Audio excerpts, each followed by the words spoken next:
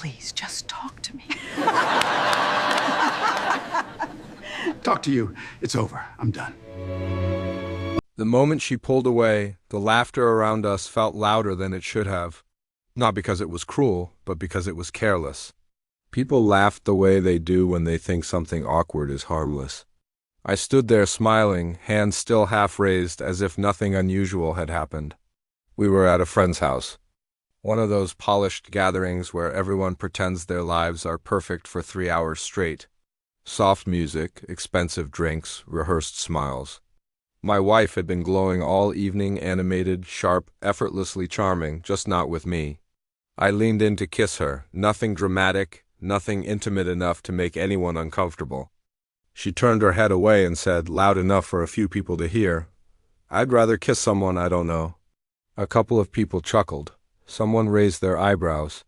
My wife smirked, pleased with herself, as if she'd just delivered a clever line. I nodded slowly, not because I was embarrassed, because I was done. I had suspected the truth for months. Not in the dramatic, paranoid way people imagine, but in the quiet accumulation of small facts. Late nights explained too quickly. Phone calls taken in the car, a sudden protectiveness over her schedule. I didn't confront her, I observed, I documented, I waited. That night wasn't the beginning. It was the confirmation. I excused myself politely, said I needed some air, and walked to the edge of the yard. My hands were steady. My breathing was calm. I had already mourned this marriage weeks earlier. What I felt now wasn't anger, it was precision.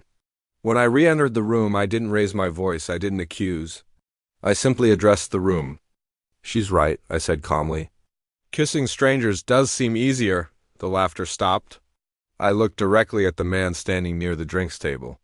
The one who suddenly couldn't meet my eyes. Especially when they've already been sharing hotel rooms for months. The silence was instant and heavy. Conversations froze mid-sentence. Someone dropped a glass. My wife turned pale.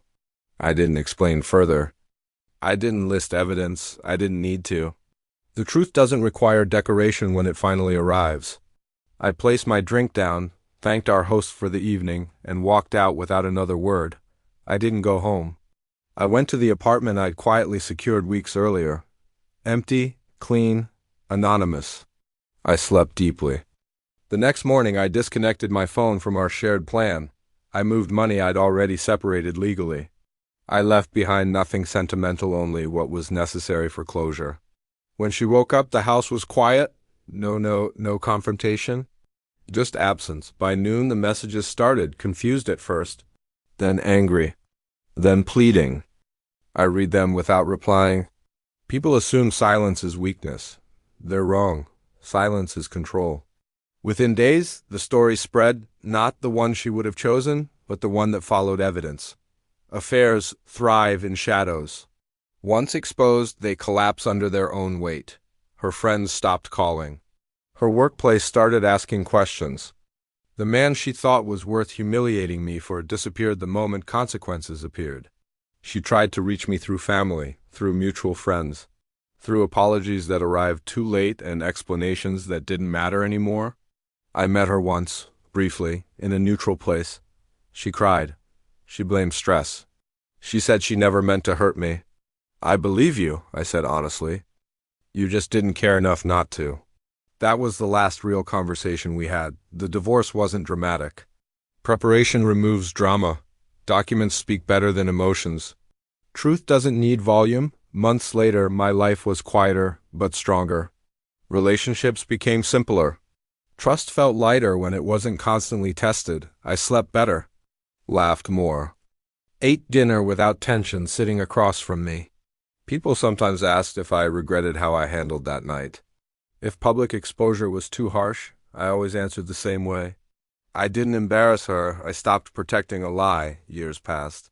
I rebuilt carefully, intentionally, not to prove anything to anyone, but because integrity has a way of attracting peace when you let it. One evening, long after the damage had settled into memory, I ran into someone from that party. They hesitated before speaking. "You handled that with control," they said. I smiled. "It wasn't control," I replied. "It was acceptance. Because the truth is simple. When someone disrespects you publicly, they've already done so privately many times before. The only mistake is pretending not to notice. If you find yourself in a situation where your mental health is suffering, remember that it's a sign of strength to reach out. There are compassionate professionals and supportive communities ready to help you navigate through tough times. You don't have to face it alone. Thanks for listening. If this story resonated with you, consider subscribing for more content. See you in the next one.